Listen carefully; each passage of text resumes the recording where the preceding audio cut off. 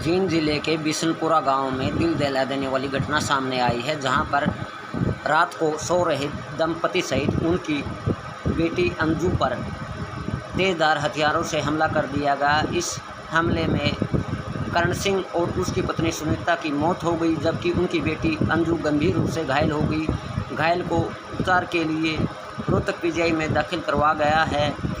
इस घटना की सूचना मिलते ही बिशनपुरा गांव सहित आसपास के गांव में हड़कंप मच गया, क्योंकि इस इतनी बड़ी वारदात को अंजाम देने वाला युवक गांव का नहीं था, परिवार का नहीं था, बल्कि दूसरे गांव से आकर इतनी बड़ी वारदात को अंजाम बेखौफ होकर दे दिया, जिससे दोनों दंपति की मौत हो गई और उनकी बेटी गंभीर रूप से घायल हो गई। करण सिंह और उसकी पत्नी और बेटी की चीख पुकार सुनकर आसपास उसके लोग तुरंत करण सिंह के घर की तरफ दौड़े, लेकिन तब तक आरोपित नवीन उर्फ मोनू वारदात को अंजाम देकर मौके से फरार हो चुका था। तीनों घायलों को तुरंत ही उपचार के लिए जींद के नागरिक हॉस्पिटल में लाया गया, जहां पर डॉक्टरों ने करण सिंह और उसकी पत्नी सुनीता को मृत घोषित कर दिया, जबकि उनकी बेटी अंजू का प्राथमिक उपचार करने के बाद उसे रोहतक पीजीआई रेफर कर दिया गया। जो हमलावर युवक है वो बिरोड़ी गांव का बताया जा रहा है, और इस डबल हत्याकांड के पीछे उसका आखिर मकसद क्या था नवीन और मोनू का, उसने इस वारदात को अंजाम क्यों दिया, इसके पीछे क्या कारण रहे हैं, पुलिस इन सब मामलों की जांच करने में लगी हुई है।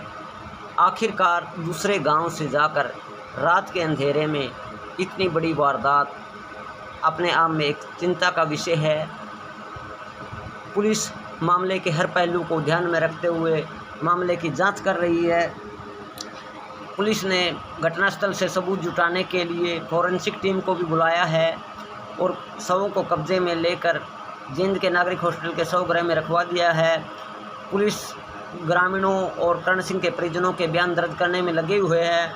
इस डबल हत्याकांड की सूचना मिलते ही करण सिंह के रिश्तेदारियों ने भी बिशनपुरा गांव की तरफ रुख किया, लेकिन गांव में मातम पसरा हुआ था और हर कोई जींद के नागरिक हॉस्पिटल में या रोहतक पीजीआई में अंजू की देखरेख करने में लगा हुआ था।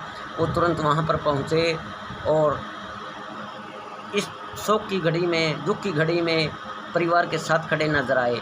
पूरे गांव में इस बात की चर्चा है कि आखिरकार इतनी बड़ी वारदात के पीछे एक युवक दूसरे गांव में आकर हत्या कैसे कर सकता है। इस हत्याकांड के पीछे कहीं किसी ग्रामीण का तो हाथ नहीं है, कोई परिवार का सदस्य तो नहीं मिला हुआ है। आखिरकार इतनी बड़ी वारदात के पीछे वजह क्या रही होगी, इस सब के सवाल ये सब सवाल लोगों के जहन में जगह कर रहे हैं, उठ रहे हैं बार बार, लेकिन उत्तर किसी के पास नहीं है। फिलहाल पुलिस मामले की हर एंगल से जांच करने में लगी हुई है और शवों के पोस्टमार्टम की कार्रवाई जारी है।